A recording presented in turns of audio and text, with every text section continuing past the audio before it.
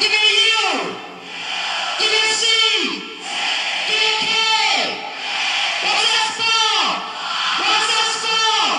What's that spell? What's that spell? What's that spell? Well, come on, all you big strong men. Uncle Sam needs your help again. Got himself in a terrible jam. Way down yonder in Vietnam. Put down your books and pick up a gun. We're gonna have a whole lot of fun. And it's 1, 2, 3. What are we fighting for? Don't ask me, I don't give a damn. Well, I wrote it in 1965, in the summer of 1965, after I moved up to Berkeley. I wrote it in about 30 minutes, really fast. The song was quite different because it didn't blame soldiers for the war. It blamed politicians and economics, and actually blamed parents. That was very controversial, was blaming parents, that 50s generation, for sending their children off to die in Vietnam for a war that everyone agrees was completely a mistake. It was just one of the songs that Country Joe and the Fish played, but it was really the Woodstock movie that made the song an explosion. The way it was put in the movie, and with the bouncing ball and the lyrics and everything, much to my surprise, it has become a touchstone and a very important part of the story of my generation and the music of my generation, that song. The company didn't really want to put the Vietnam song on the first album, but it got put on the second album. It's interesting also because the record company was famous for being an old school, liberal, progressive political company. So they really did not know what to do with a psychedelic rock and roll band like us. Many people who played music in the Summer of Love and the rock and roll psychedelic West Coast sound came from a folk music background.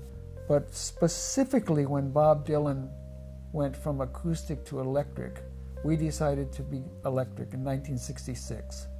And we all got electric instruments and began playing what you now know as rock and roll.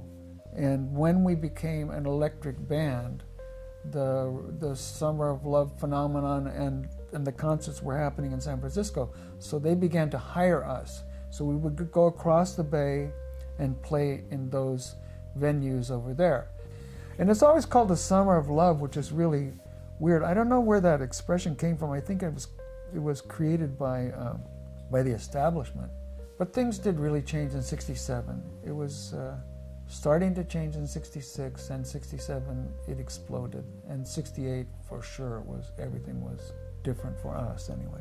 Yeah, there was a freedom to do things, and it started with just some little things. Acting a little bit different, dressing a little bit different, being a little different. Some things that happened, which I think are pretty important, which was that there was an explosion, a technical explosion in color on the television. The television went from black and white to color, and actually in graphic arts there were new colors that were invented. We call them day glow colors, orange and green and things like that. There were techniques that were incorporated for poster art from the Art Deco and Cubistic generations. A lot of things were ready to be changed. So there was an explosion of technical development in instrumentation and amplification for that. And along with that came an explosion in light and sound, technical light and sound. We bought our clothes in secondhand stores. We played pretty cheap instruments, electric instruments and amplifiers. We all lived together communally because it was impossible to rent, houses and stuff by yourself. But everybody was sharing their money. It was quite casual. People just began having sex, dressing differently, dancing differently, making poster art differently, playing music differently, and they all look like hippies. They all look like hippies. It was a great invention that everybody wanted. We did it for fun. We just did it for fun. The 50s was not fun. It was very repressive.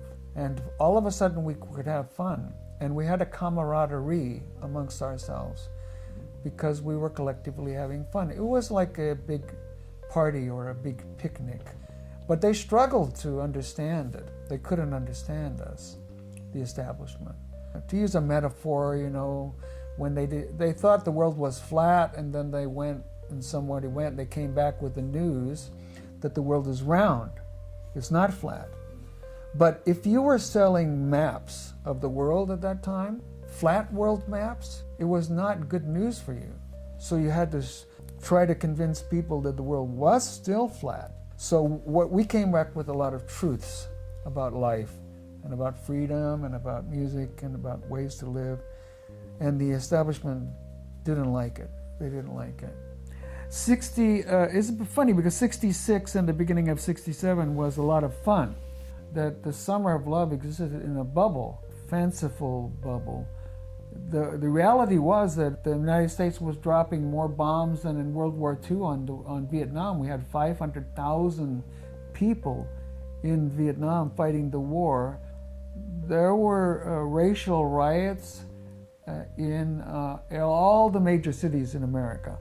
In the bubble of the summer of love, it was a wonderful time, a creative time.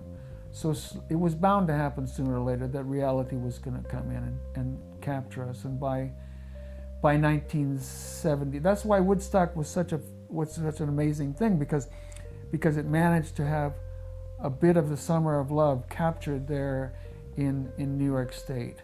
Well, you know, the summer of love continued on and on and on. I don't know about a new summer of love, but the continuation of the summer of love.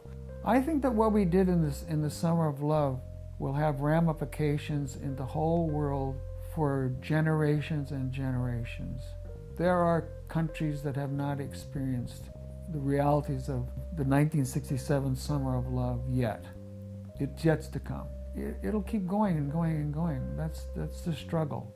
The struggle between the patriarchal fascistic world and the summer of love world. We have to work it out. And your title is great. What's so funny about peace, love, and understanding? There's nothing funny about it. It's really serious, because the lack of peace, love, and understanding is killing us and killing the planet, literally. This is a new phenomenon, that to have the understanding, because my generation, when we were growing up, we didn't know that the Earth was round, really. And it wasn't until a satellite went out there and took that picture, the Hubble telescope, and they sent back this picture of the planet. And now it's common knowledge.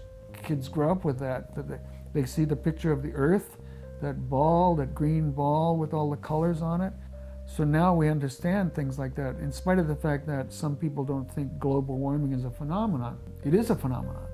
The concepts of the summer of love, the concepts of the 60s, the concepts of survival for us.